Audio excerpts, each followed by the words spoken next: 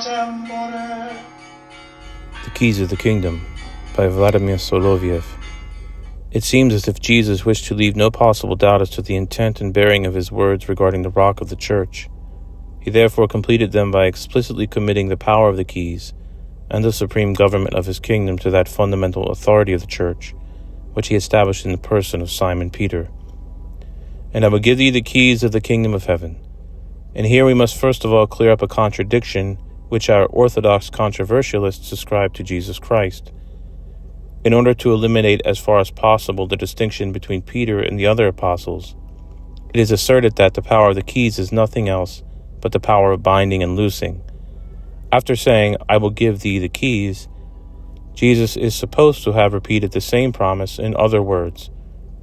But in speaking of keys, the words shut and open should have been used, and not bind and loose.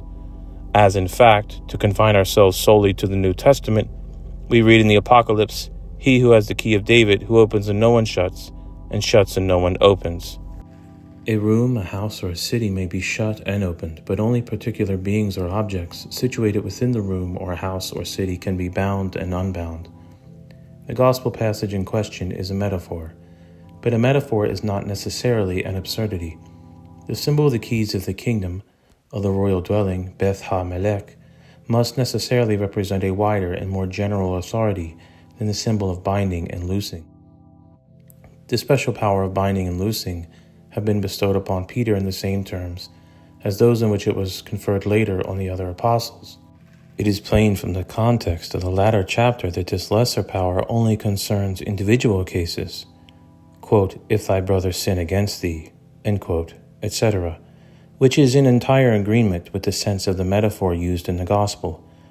Only personal problems of conscience and the direction of individual souls falls under the authority to bind and loose, which was given to the other apostles after Peter, whereas the power of the keys of the kingdom conferred solely on Peter can only refer to the whole of the church, if we are to follow not only the exact sense of our text, but general biblical analogy, and must denote a supreme social and political authority.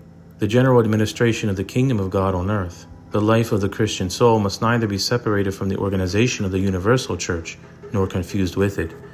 They are two different orders of things, though closely interconnected. Just as the teaching of the church is no mere compound of personal beliefs, so the government of the church cannot be reduced to the direction of individual consciences or of private morality. Founded on unity of faith, the universal church as a real and living social organism must also display unity of action sufficient to react successfully at every moment of her historic existence against the combined attacks of those hostile forces which would divide and destroy her. Unity of action for a vast and complicated social organism implies a whole system of organic functions subordinate to a common center, which can set them in motion in the direction desired at any given moment.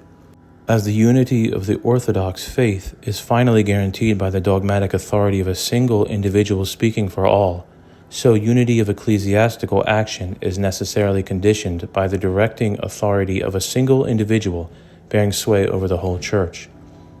But in the one holy church founded upon truth, government cannot be separated from doctrine, and the central and supreme power in the ecclesiastical sphere can only belong to him who by divinely aided authority represents and displays in the religious sphere the unity of true faith.